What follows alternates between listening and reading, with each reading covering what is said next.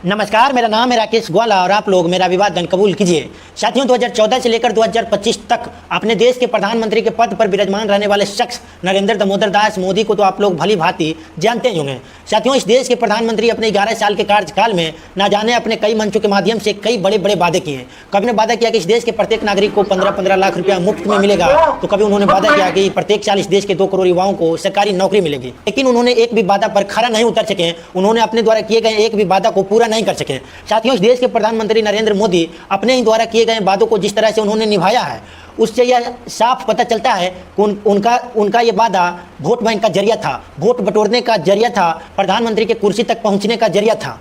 साथियों, इस देश के प्रधानमंत्री नरेंद्र मोदी 2014 से लेकर 2025 तक यानी अपने 11 साल के कार्यकाल में एक बार भी स्वतंत्र प्रेस कॉन्फ्रेंस नहीं कर पाए हैं, ताकि इस देश की सेकुलर मीडिया, इस देश के सेकुलर पत्रकार प्रधानमंत्री जी से बेफिक्र होकर सवाल कर सकें। साथियों, हालांकि 2019 में एक प्रेस कॉन्फ्रेंस हुई थी, लेकिन उस प्रेस कॉन्फ्रेंस में इस देश के पत्रकारों का सवाल के जवाब इस देश के प्रधानमंत्री जी के जगह इस देश के गृह मंत्री अमित शाह दे रहे थे। साथियों, इस प्रेस कॉन्फ्रेंस के दौरान एक पत्रकार ने सवाल नरेंद्र मोदी की ओर इशारा किए हैं, लेकिन नरेंद्र मोदी उस पत्रकार के सवाल को अमित शाह की ओर इशारा करते हुए उस पत्रकार के सवाल को इग्नोर करने का काम किया। 2019 के बाद 2025 में भारतीय जनता पार्टी के राष्ट्रीय अध्यक्ष जेपी नड्डा एक प्रेस कॉन्फ्रेंस किए हैं, लेकिन उस प्रेस कॉन्फ्रेंस में इस देश के पत्रकारों का सवाल जेपी नड्डा जी दे रहे थे। साथियों, उसी के बीच एक पत्रकार ने सवाल किया जेपी नड्डा से कि भी प्रधानमंत्री नरेंद्र मोदी क्यों नहीं एक भी प्रेस कॉन्फ्रेंस अभी तक की है, तो जरा सुनिए जेपी नड्डा के जवाब। साथियों, जेपी नड्डा को जवाब देने की बजाय विपक्षी पर निशाना साधती हैं। साथियों, इस देश में जब से भारतीय जनता पार्टी आई है,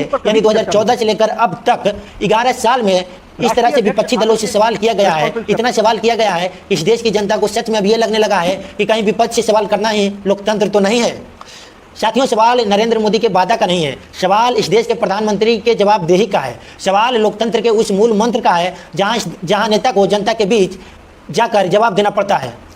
साथियों, यहाँ पर सोचने का विषय यह है कि जिस देश के प्रधानमंत्री 11 साल से झूठे वादा किया हो, अपने कई मंचों के माध्यम से इस देश की जनता के ब्रेन वॉश करने का काम किया हो, देश का इमेज वर्ल्ड के अदर कंट्री में क्या क्रिएट होता होगा और कैसा क्रिएट होता होगा, जरा सोचिए। वो भी ये इस डिजिटल जमाना में साथियों कि जब इस देश के प्रधानमंत्री बोलते हैं तो उनका स्पीच, उनका भाषण ना कि इस देश तक सीमित रहता है, बल्कि विश्व के और देशों तक उनका वीडियो पहुँच जाता है।